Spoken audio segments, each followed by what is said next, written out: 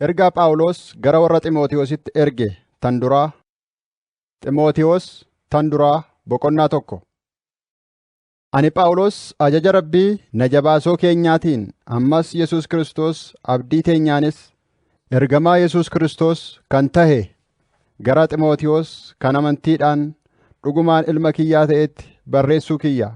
Rabbi Abbaan Yesuus Kiristoos Gooftaan keenyas ni'imaa rahaamataa fi nagayaas siif haa kennu. Wayitaan Maqodooniyaa dhaquuf ka'e san namoonni tokko tokko barsiisa biraa akka hin barsiifne akka dhorkituuf jecha Efesoon turi jedhee cimsee sitti meetiin ture. Sheekoo fi lakkooysa abaabuu dhuma hin qabne lakkaa'us akka dhiisan godhe. Wanni isaan godhan kun falmaa kaasuu qofaaf malee akeeka Rabbii kan amantiidhaan fudhatamu saniif faayidaa hin qabu. Akeekni ajaja kanaa jaalala garaa qulqulluu, xalaalii xaliilaa fi ammas amantii dhugaa irraa tan dhuftu kakaasuudhaafi. Namoonni hangi tokko kanneen irraa maqanii gara dubbii duwwaa ma'aana hin qabneetti galaniitii jiru. Isaan kanneen warra barsiisota seeraa ta'uu barbaadu ta'an illee garuu isaan waanuma ifii dubbatan sanuu taanaan yookiin waan mirkanii irraa qabna jedhan sanis warra hin beeynedha. Namni sirnaan yoo itti hojjete seerri gaarii akka ta'e nuti ni beeyna. Seerri nama qaceelaaf odoo hin ta'in warra seera malee jiraataniif, warra hin ajajamneef, warra sodaa Rabbii hin qabneef, warra dilaa'oof, warra karaa Rabbii jibbaniif, warra mujriimotaaf, warra hawwaan isaanii ajjeesaniif, warra nama ajjeesuuf, warra zinaa godhaniif, warra wal fafeessuuf, warra nama gurguraniif, warra kijiboof, warra kijibaan kakataniif, ammas warruma waanuma barsiisa sirrii ta'een mormaniif tumame. Barsiisni sirriidha. Kun ammoo wangeela kan waan durri ulfinaa Rabbii eebbifamaadhaa dubbatudha. Wangeelli kunis akkan ani lallabuuf jecha hadaraa anatti kennameeti jira. Ani Yesuus Kiristoos Gooftaa keenya kan hojii kiyya kanaaf humna naaf kenne akka amanamaattis kan na lakkaa'e hojii isaa irrattis na ramadeef hamdiidhaan galcha. Durillee ani nama maqaa namaa balleessu kan nama ari'u ammas mujriima tokkon ture.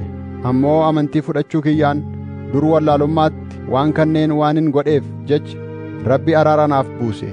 Ni'imaan Gooftaa keenyaa amantiif jaalala Yesuus Kiristoos keessatti harkamaniin wajjin haddiin maleetti anaaf dhangalaafamteetii jirti.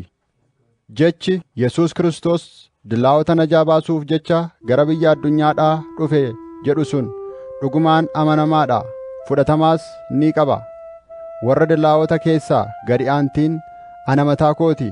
Haa ta'u malee Yesuus Kiristoos ana namticha diliitti beekamaa duraa ta'e kana keessaanii obsasaa kan hizaaba hin qabne mul'ise. Warra jireenya abad argachuuf isaatti amananiif fakkeenya akka isaaniif ta'uuf jecha araara isaa na agarsiiseetii jira. Mootii abad kan hin duune kan ija namaattis hin mul'anne Rabbi tokkichaaf durriin ulfinaa bara baraaf isumaaf haa taatu. Aamiin. Yaa ilma koo Xiimotewos, waan qooliin raajii waa'ee keetiif kanaan dura dubbatte san duukaa buutee gaarii gootee akka ittiin qabsooftuufin ajaja kana cimsee hadaraa sitti kenna. Kanaaf jecha amantiitti jabaadhu, xalaalii xaliilaas qabaadhu. Namoonni tokko tokko xalaalii isaanii jalaa diduu irraa kan ka'e amantiin isaanii turaab jalaa taate.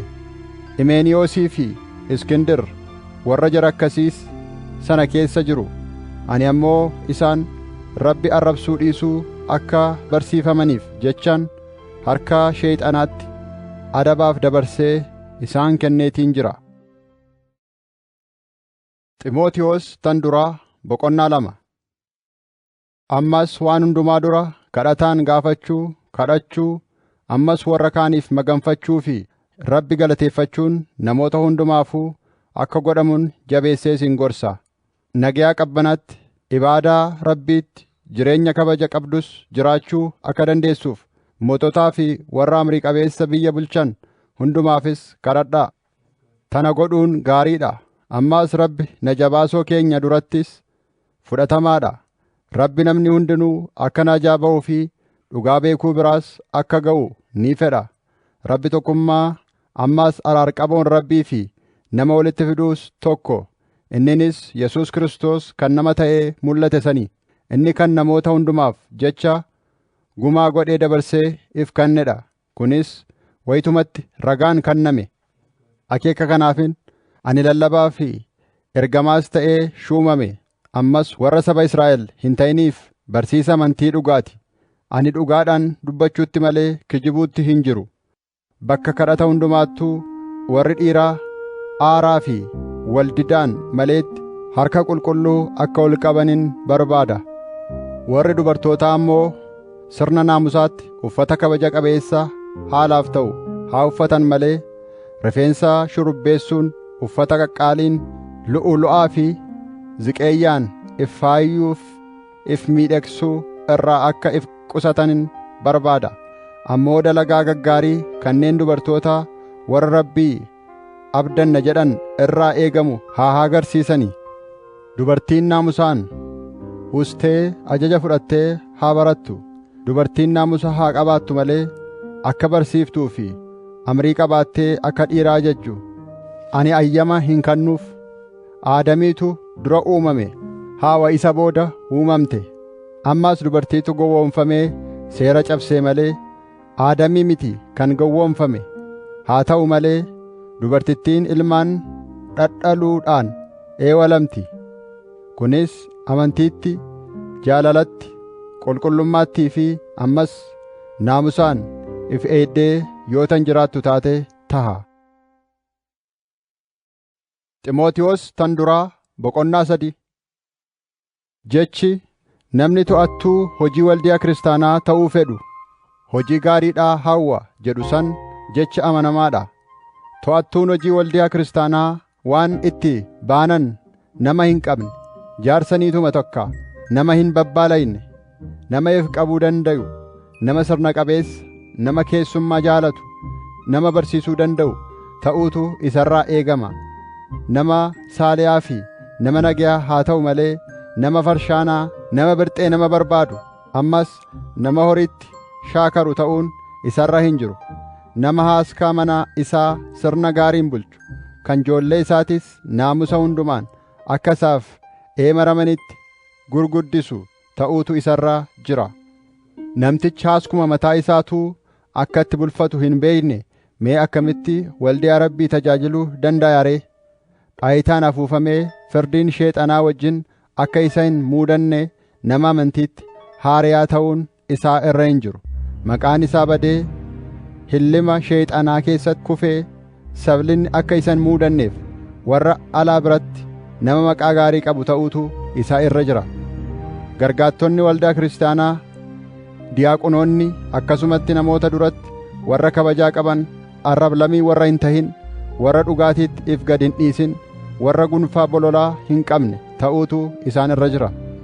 Isaan warra icciitii amantiidhaa xalaalii xaliilaan qabatu ta'uudhaa qaban. Dura dursoo isaan xaliilamuudhaa qaban. Eegas wanni isaan itti baanaman yoo hin argamin akka gargaartuu waldayaatti ramadamanii haa kaadamani. Dubartoonni gargaartonnis haaluma kanatti warra hin babbaalayne kabajamoo, nassaabota, warra waa hundumaattuu amanaman, warra hamachuun maqaa namaa hin balleessine ta'uutu isaan irraa eegama. Dhiirti gargaartuun waldiyaa tokkoo jaarsa niituma takka, ammas nama ijoollee isaatii fi haaskaa isaa naamusa gaariitti bulchu ta'uudhaa qaba. Gargaartonni waldiyaa, diyaaqonoonni warri akka gaariitti kaadaman darajaa guddaadhaan if ga'u. Amantii Yesuus Kiristoos keessatti qaban laalchisuun ija jabina guddaadhaa harkatu. Ani dafee gara kee akkan dhufu abdii guddaatiin gorsa kanneen siif kataba. Akii nama dhufaa yoon dhibaa'eef jechaan namoonni mana Rabbii keessatti haala akkam qabaachuun akka isaan irraa eegamu si hubachiisuu fi ammas manni kunis waldiyaa kiristaanaa Rabbii jiraataa tan utubaa fi bu'uura dhugaa taate. Icciitiin amantii teenyaatiis hedduudha, gadi fagoodha, gaaffii hundumaa irraa olii wanni jedhamteef inni jasada uffateeti argame. ruhaadhaan dhugoomfamee malaa'ikota Rabbiitti mul'ate, saba biyya addunyaa keessatti lallabame, guutummaa biyya addunyaa keessatti itti amaname, ulfinaan ol fudhatameetii jira. Kana Ximootiyoos tan duraa boqonnaa 4.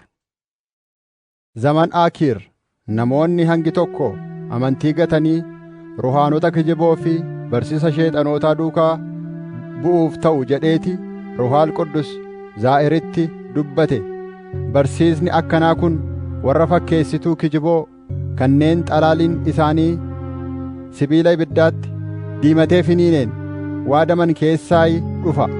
Jarreen kun fuudhaaf heerumas nama dhorku. Ammas nyaata akkanaatiif kan akkasii nyaachuun dhorkaadha jedhu. Rabbi ammoo nyaata adda adda kanneen warri amananii ammas dhugaa beekuu bira ga'an hamduma galchanii akka nyaataniif uume. Wanni Rabbi uume hundinuu gaariidha. Hamdii galchuun fudhannaan wanni keessaa balfamu hin jiru. Qooliin Rabbiitiif kadhannaan isa ni qulqulleessa. Ati warra amananiif barsiisa kanneen yoo kenniteef Yesuus Kiristoosiif kaadamaa gaarii taata. Ifii keetiis qoolii amantiitii fi ammas barsiisa dhugaa kan duukaa buute saniin ifsoortee guddachaati jirta. Sheekoo faayidaa hin qabne jettee dubartii dullootaa hin fudhatin. Nama Rabbii taatee jiraachuuf if qopheessi.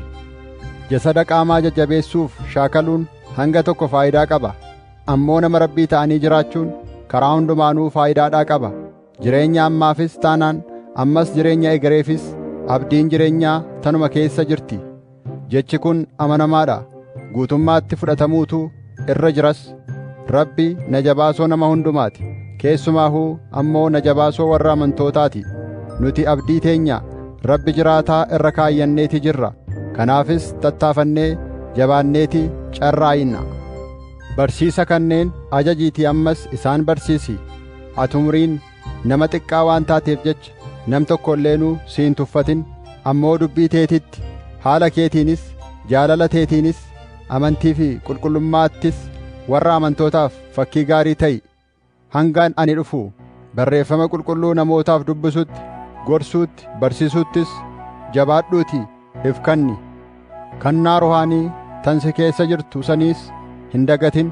Isiin isaanis tan wayita nabiyyoonni dubbatanii maanguddoonninis harka isaanii mataa keetii irra si keenyaan harkattedha. Namoonni hundinuu itti guddachaa deemuu kee akka arkan kannaa kanaan hojjedhu. Ittis if gadhiisi. Ati mataa keetii fi barsiisa keettis qaceellootti eeggadhu. Ittis jabaadhu. Yoo akkana goote ifii keetii fi warra si dhaggeeffatanis najaadhaa baafta. Ximootiyoos tan duraa boqonnaa 5. Nama umuriin jaarsa ta'e akka abbaa kee ta'etti laalii gorsi malee hin oofin. Warra umuriin xixiqqoo ta'anis akkuma obboleeyyan keetiitti ifitti qabi. Dubartoota dullootas akka hawwanitti, warra shamarranis garaa xaliilaan akka obboleeyyaniitti gorsi. Gursummeeyyitota warra dhugumaan gursummeeyyii ta'aniif kabaja godhi. Ammoo dubartiin gursummeettiin yoo ilmaan qabaatte yookiin yoo ijoollee akkoo taatuuf qabaatte, ijoolleen san akka amantiin isaan irraa eeyiddutti haawwan isaaniitii fi akkoo isaaniitiif waan barbaachisu godhuuf haa baratani. Galata isaaniitiis hanga takka deebisanii haa kaffalani. Gochi kun Rabbi durattis fudhatama qaba. Dubartiin dhugumaan gursummeettii taate haadiyyootti haftee gargaarsaaf abdii isii Rabbi irra kaayyattee halkanii fi guyyaas himataaf kadhata isii itti haa furtu. Dubartiin gursummeettiin tan jaarsi isii irraa duunaan jiruu bashannanaatti if gadhiifte ammoo isiin nama jiruun du'e. Warra waan ittiin baanan hin qabne ta'anii akka argamaniif qaceelfama kanneen isaanitti kanni. Namtichi firoottan isaatiif waan isaan barbaachisu hin gooneef ammoo keessumaa'uu haaskaa isaatiif yoo yaaduu baate inni nama amanticha kaade ammaas nama kaafira irraahuu ammaatudha. Dubartiin tajaajila waldiyaatiif jecha tarree warra gursummeeytotaatti galmeeffamtu umuriin isee bara 60 gadi hin tahin duraan ammoo niitii jaarsuma tokkoo tan turte haa taatu. Dalagaa gaarii hojjechuutti tan beekamte, ijoollee isii naamusaan tan gurguddifatte, keessummootaas tan akka gaariitti simatte, miilla amantootaa tan dhiitte, warra rakkatan tan gargaarte, karaa hundumaanuu hojii gaariif tan if kennite, maqaa gaarii qabdu ta'uutu isii irraa eegama. Haa ta'u malee gursummeeyyitoota warra umuriin hin bilchaatin tarree tanatti galchuu didi. Isaan deebi'anii heerumuu yoo barbaadan waadaa Yesuusuma qofaa kaadamuuf galan san cabsuun ni mala.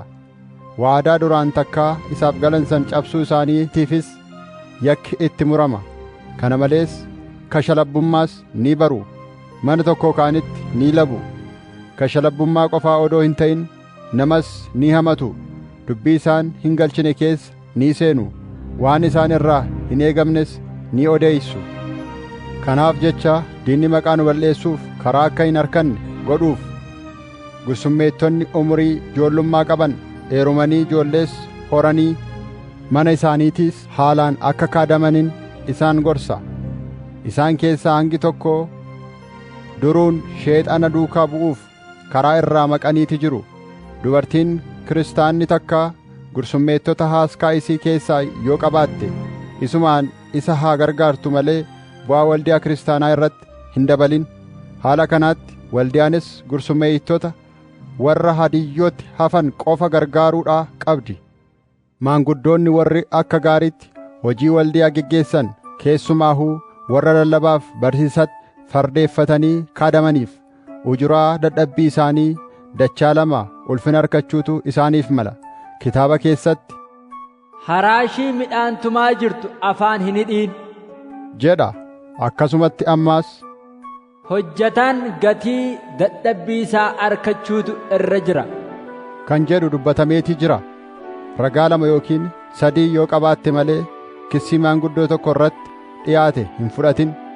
Warra dilii itti deddeebi'anii hojjetan ammoo warri hafan kaan sodaatanii akka if eeganiif jecha hunduma isaanii duratti loliin eemera kanneen nama odoo wal hin caalchisin fuula laaltee gam tokkotti odoo hin jigin haqatti akka eedduuf jechan fuula Rabbiitii fi kan Yesuus Kiristoos ammas kan maleeykota warra filatamanii durattin sitti kanna. Harka mataa namaa irra kaahuutti hin jarjarin, dilii nama biraatiis hin seenin, eti xaliilummaatti if eegi. Garaa keetiif daa'ifummaa sitti deddeebi'uuf jecha xiqqoo cuunfaa inabaa itti fudhadhu malee asii achi bishaanuma qofaa hin dhugin. Diliin nama tokko tokkoo durumaan zaahiritti mul'atti, gara firdiittis isaan dura dhayixi. Diliin warra kaanii ammoo isaan booddee dhayixi. Hojiin gaariinis haaluma kana fakkaatuun mul'atti. Warrumaan silaa zaahiritti hin mul'anne illeen dho'issaatti hafuu hin dandayan. Ximootiyoos tan duraa boqonnaa 6. Warri harqoota gabrummaa jala jiran akka maqaan Rabbiitii fi barsiisni keenyas hin sakkabamnetti gooftolii isaaniitiif kabaja guutuu qabaachuutu isaan irraa eegama. Gabroonni warri gooftoliin isaanii kiristaana ta'anis isaan obboleeyyan amantii waan ta'aniif hin tuffatin. Irrattuu isaan obboleeyyan jaallatamoo waan ta'anii fi amantootas gargaaruu irratti waan bobba'aniif jecha caalaatti akka isaan kaadamuun irraa eegamu barsiisi hubachiisi. Namni barsiisa faallaa ta'e kan qoolii dhugaa gooftaa keenya Yesuus Kiristoosiin wajjin walii hin taane, tan barsiisa bu'uura amantii teenyaatiin wajjin walii hin galles barsiisu yoo jiraate, namni akkasii kun dhaayitaan bokokuu malee waa takkaa illee nama beeku miti. Inni fedha morkiitii fi lolatti nama tuqamedha. Kanarraa kan ka'ee hinaaffaa, wallabbii, maqaa balleessuu fi ammas mamii hamtuu irra bu'a. Namoonni hanguullaa dhabanii fi kanneen dhugaan jalaa bade falmaa addaa hin cinne oofu. Isaan biratti nama Rabbii ta'uun faayiduma addunyaa ittiin argachuuf akka ta'etti fudhatama. Nama Rabbii ta'uun ammoo nama waan ifii qabu irratti amanamaa qabuuf faayidaa guddaadhaa qabdi. Nuti waanuma takka illee gara biyya addunyaa finnee hin dhufne, waa takka illees fuunee keessaa bahuu hin dandeenyu. Eegasuu waanuma nyaannuuf waanuma uffannu argannaan nu gaha. warri taajirummaa barbaadan ammoo fitana seenu. Ammas hillima kajeellaa gowwummaatan hedduu isaan miitu keessatti kufu. Kunis diigamuu fi badiitti isaan geessa. Jaalalti maallaqaa madda hammeenyaa hundumaati. Namoonni hangi tokko maallaqatti shakaruudhaan amantii irraa badanii gadda hedduun if galaafataniitii jiru. Ammoo ati yaa nama Rabbii waan kanneen hundumaa irraa fagaadhu. Qajeelinaaf nama Rabbii ta'uuf, amantiidhaaf, jaalalaaf, obsaaf, ammas gara laafummaaf tattaafadhu. Qabsoo gaarii amantiidhaa jabeessii qabi. Jireenya abar kan Rabbi si yaameef kanatuu namoota hedduu duratti akka gaariitti ragaa baateef san qabadhu. Fuula Rabbii waa hundumaa akka jiraatu godhu duratti, fuula Yesuus Kiristoos kan Pheenxoos Phiilaaxoos duratti amantiif akka gaariitti ragaa ba'e durattin kanneen dabarsee sitti kanna. Hanga Gooftaan keenya Yesuus Kiristoos deebi'ee zaahir ba'ee dhufutti ajaja kanneen illaa yookiin aasxaa takkaan maleetti guutii eegi. Rabbi eebbifamaa kan kophaa isaa waan hundumaa ajaju, mootii moototaa, Gooftaa gooftoliitu wayituma ifii fedhetti dhufa. Kiristoos zaahir godheetii mul'isa. Rabbi qofaa kan hin duune, inni ifa waa takka illeen itti dhi'aachuu hin dandeenye keessa jiraata. Namni takka isa arkee hin jiru, isa arkuus hin dandayu. Durriin ulfinaatii fi qewwaan abdiis isumaa haa ta'u. Aamiin. Warra amma biyya addunyaa tana irratti taajiroota ta'an akka hin dho'itonne isaan ajaji. Abdii isaaniitiis addunyaa nama hin amansiifne tana irra akka hin kaayyanne hubachiisi. Abdii isaanii ammoo Rabbi kan waa hundumaa haa ittiin gammanuuf jecha arjummaan nu badhaase irra akka kaayan gorsi. Waan gaarii akka hojjetan isaan ajaji. Gaarii hojjechuutti haa badhaadhan. Waan qaban irraahis fedha isaaniitiin warra kaaniif haa arjoomanii. Haala kanatti badhaadhummaa hundee jabaa qabdu hegereef hola kaayyatu. Akkasitti jireenya dhugumaan jireenya dhugaa ta'es ni argatu. Ati yaa Ximootiyoos waan imaanaa sitti kenname jabeessii eegi. Jettee Rabbi hin beeynee fi falamaa gowwaa kanneen namoonni hangi tokko dogongoraan beekumsa jedhaniin san irraa fagaadhu. Namoonni hangi tokko beekumsa isa jedhame kana harkanneeti jirra jedhanii odeessuu isaaniitiin amantii irraa fagaataniiti jiru. Ni'imaan Rabbii siin wajjin haa taatu.